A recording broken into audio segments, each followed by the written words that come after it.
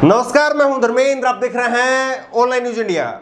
इस देश में बहुत सारा पैसा आईटी सेल के जरिए, बहुत सारा समय आईटी सेल के जरिए केवल इस बात पर खर्च कर दिया गया कि मुसलमान सबसे घटिया कौम है, मुसलमान इस देश के लिए हानिकारक है। इस बात को साबित करने के लिए आईटी सेल के जरिए करोड़ों रुपए खर्च कर दिया गया। लेकिन वो लोग मुस्लिम समुदाय से ही इस देश को missile man doctor Abdul Kalam मिले, और अब्दुल कलाम के बाद में, एक मिसाइल मैन के बाद में अब देश को एक ऑक्सीजन मैन मिले हैं। एक व्यक्ति शहनवाज शेख नाम है इनका।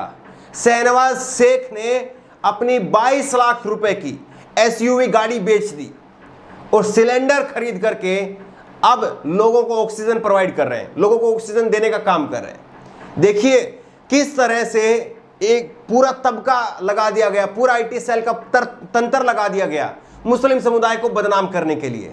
पिछले साल आपने देखा होगा जमातियों के नाम पर किस तरह का कोहराम मचाया था मीडिया ने, कि किस तरह से जमाती इस देश में वो लोग जो हैं वो कोरोना फैला रहे हैं।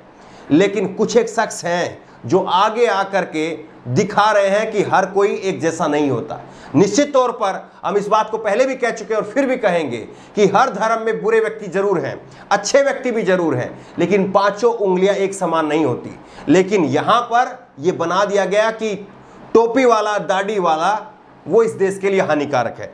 यह खबर आप देखिए ऑनलाइन न्यूज इंडिया पर भी, इस खबर को आप विस्तार से पढ़ सकते हैं। इस पे लिखा है कि ऑक्सीजन मैन 22 लाख की एसयूवी बेच करके बना लोगों का मसीहा, लोगों के लिए एक मसीहा बन गया है ये शहनवाज शेख। नौजवान है ये भी, इसको भी मजे करने आते हैं, घर में रहना आता है, लेकिन इसने लोगों का दर्द समझा और इसने अपनी गाड़ी बेच दी, और गाड़ी का नंबर भी 007 वीआईपी नंबर था, लेकिन गाड़ी बेच दी। और अब किस तरह से अपने कंधे पर उठा करके सिलेंडर लोगों के घर तक पहुंचा रहा है। भास्कर ने भी इस खबर को छापा है और भास्कर ने भी लिखा है कि 22 लाख की कार बेच करके इस शख्स ने अब तक मुंबई में 4000 कोरोना मरीजों तक पहुंचाया ऑक्सीजन सिलेंडर।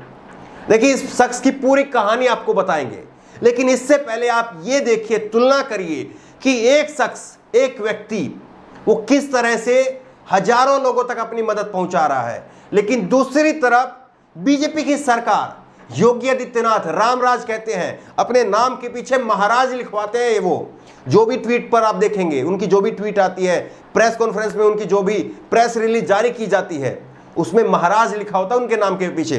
वो महाराज क्या कर रहे हैं और एक आम व्यक्ति क्या कर रहा है, ये तुलना आप देखिए। उसके बाद में शहनवाज शेख की पूरी कहानी आपको दिखाएंगे।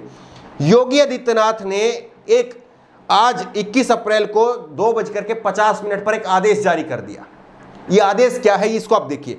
इन्होंने लिखा है, अति गंभीर परिस्थितियों को छोड़ करके किसी भी, ध्यान से देखिए, अति गंभीर परिस्थितियों को छोड़कर किसी भी इंडिविजुअल व्यक्ति को ऑक्सीजन की आपूर्ति न की जाए, केवल संस्थागत आपूर्ति की होगी। मुख्यमंत्री श्री माई योगी आदित्यनाथ जी महाराज हैं, जो अपने आप को महाराज कहते हैं, उनका दिल कितना छोटा है, और जो एक आम व्यक्ति है उसका दिल कितना बड़ा है। ये क्या कह रहे हैं, ये कह रहे हैं कि किसी भी इंडिविजुअल व्यक्ति को छोड़ को ऑक्सीजन की आपूर्ति नहीं करवाई जाएगी। कैसे, इस बात को समझिए आप। खतरा क्या है इसमें ये भी समझिए। मान लीजिए कि किसी को, किसी के परिजन को, किसी की माता को, किसी के पिता को, नहीं होना चाहिए लेकिन एक उदाहरण के तौर पर बता रहे हैं, किसी की माता, पिता, बहन, भाई, किसी को भी अगर दिक्कत हो गई और दिक्कत होने के बाद में उसकी सांसें उखड़ रही हैं, तो वो व्यक्ति, इससे पहले उत्तर प्रदेश में यह था कि आप प्राइवेट लैब में अपनी कोरोना की टेस्ट भी नहीं करा सकते, खूब फजीयत हुई, उसके बाद में अब वो रोक को हटाया गया है। लेकिन इसमें अब क्या हो रहा है, ये जो आदेश, नया आदेश पारित हुआ है, इसमें क्या हो रहा है, इसमें यह हो रहा है कि अगर कोई व्यक्ति, उसके परिजन की अगर सांसें उखड़ रही है, तो वो अपने लिए जाकर के ऑक्सीजन का सिलेंडर नहीं खरीद सकता। कितने ही पैसे आप दे दीजिए, आपको ऑक्सीजन का सिलेंडर नहीं मिलेगा। क्यों? वो कह रहे हैं कि ये संस्थागत आपूर्ति इसकी की जाएगी। संस्थागत आपूर्ति का मतलब क्या होता है, कोई हॉस्पिटल है, कोई संस्था है, कोई एनजीओ है, अगर वो ऑक्सीजन सिलेंडर खरीदना चाहती है तो केवल उसी को ऑक्सीजन का सिलेंडर मिलेगा। आप और हम अगर इंडिविजुअली जाना चाहें तो हमें ऑक्सीजन का सिलेंडर नहीं मिलेगा। यानी अगर मेरे किसी अपने को कोरोना हुआ है तो पहले मुझे उसको हॉस्पिटल में एडमिट करवाना होगा, हॉस्पिटल में एडमिट करवाने के लिए सीएमओ की पर्ची लानी पड़ेगी। ये आदेश था, अभी ये चल रहा है कि नहीं चल रहा है, वहां के लोग इस बात को जो है अच्छे से बता पाए। और उसके बाद में जब मैं हॉस्पिटल में एडमिट हो जाऊंगा तब जाकर के मुझे ऑक्सीजन लग पाएगी। क्या आपको लग रहा है कि ऐसे सरकार चलती है? जो व्यक्ति अपने आप को महाराज बताता है, रामराज बताता है, क्या ऐसे सरकार चलती है? आप बताइए कि इतने लंबे चौड़े प्रोसीजर में आपकी कोरोना की जांच होनी चाहिए, आपको एडमिट होना चाहिए, उसके बाद में आपको ऑक्सीजन का सिलेंडर मिलेगा। इतनी देर तक कोई जिंदा रहेगा? मर जाएगा साहब, वो आपके चक्कर काटते काटते मर जाएगा वो।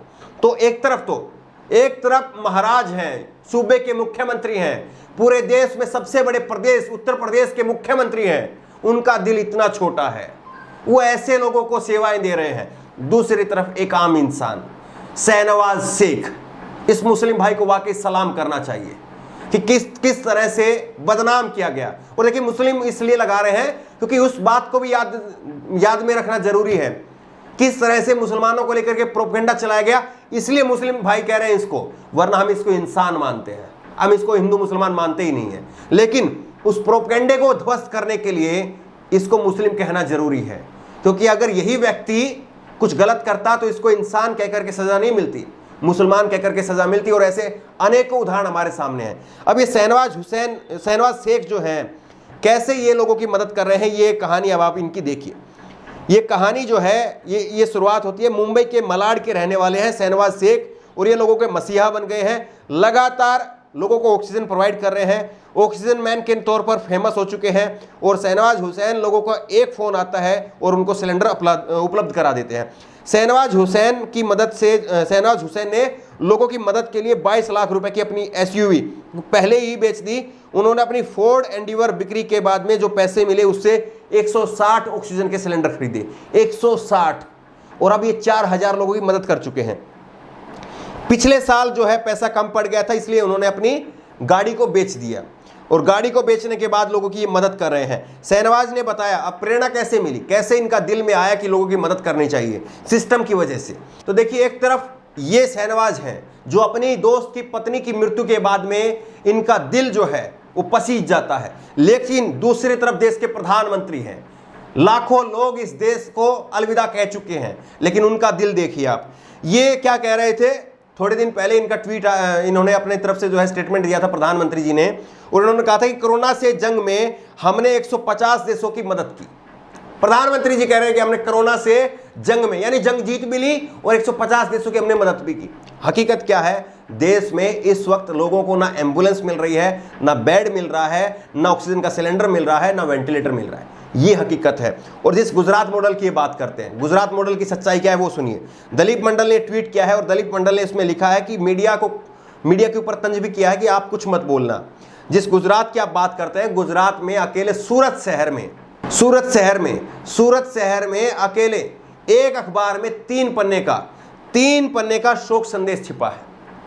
एक तरफ प्रधानमंत्री नरेंद्र मोदी जो 1.5 लाख रुपए का चश्मा पहन करके सूर्य ग्रहण देखते हैं, और दूसरी तरफ लोग उनके केवल नाम रह गए हैं कि कौन कौन चला गया, और कितने लोग तो ऐसे हैं जिनका कहीं पर कोई रिकॉर्ड में नाम भी दर्ज नहीं हो पाया।